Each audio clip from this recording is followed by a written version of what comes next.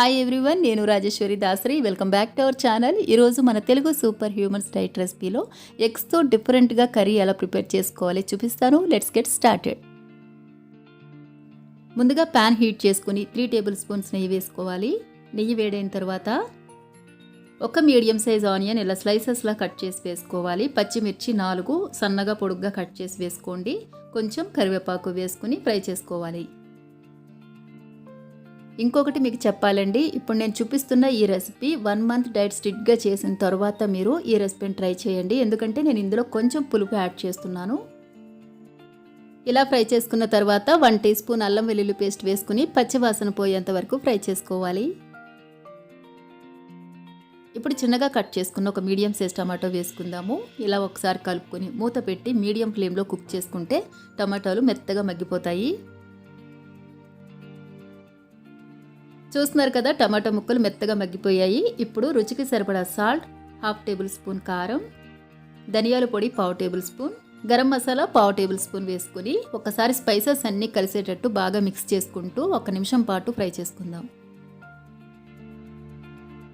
ఇలా 1 నిమిషం ఫ్రై చేసుకున్నాం కదా. ఇప్పుడు చింతపండు పులుపు యాడ్ చేసుకుందాము. చూస్తున్నారు కదా, ఒక స్మాల్ సైజ్ నిమ్మకాయ కంటే కూడా ఇంకా తక్కువ చింతపండు నేను వాటర్లో నానబెట్టి ఇలా జ్యూస్ తీసి వేసుకున్నాను. తర్వాత కొంచెం వాటర్ కూడా యాడ్ చేసుకోవాలి. 1 కప్ వాటర్ వేసుకోండి, సరిపోతుంది. ఈ కర్రీలోకి పులుపు ఎక్కువ వేసేసుకోకండి, చాలా తక్కువే వేసుకోండి. ఎందుకంటే మనం కర్రీస్ డైరెక్ట్గా తీసుకుంటాం కాబట్టి స్పైసెస్ ఇవన్నీ కూడా తక్కువ వేసుకుంటేనే బాగుంటుంది. నెక్స్ట్ మనం ఈ డైట్లో చింతపండు యూస్ చేయము. 1 మంత్ చెప్పాను కదండి, స్ట్రిక్ట్గా చేసిన తర్వాతే మీరు ఈ రెసిపీని ట్రై చేయండి. మనకి ఎప్పుడైనా తినాలనిపించినప్పుడు తినచ్చు అని చెప్పారు కదా, అందుకే నేను ఈ రెసిపీ చూపిస్తున్నాను.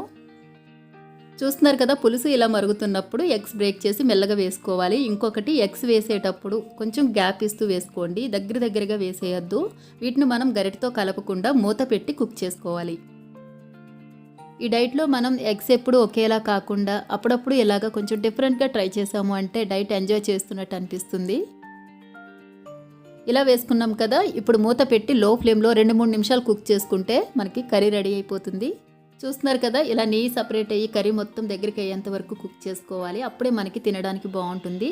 అలాగే మనం వేసిన ఎగ్స్ కూడా గ్రేవీతోటి చక్కగా కుక్ అయిపోయాయి. ఆల్మోస్ట్ కర్రీ రెడీ అయిపోయింది. ఫైనల్గా కొంచెం కొత్తిమీర వేసుకుని స్టవ్ ఆఫ్ చేసుకుని వేడివేడిగా సర్వ్ చేసుకుందాం.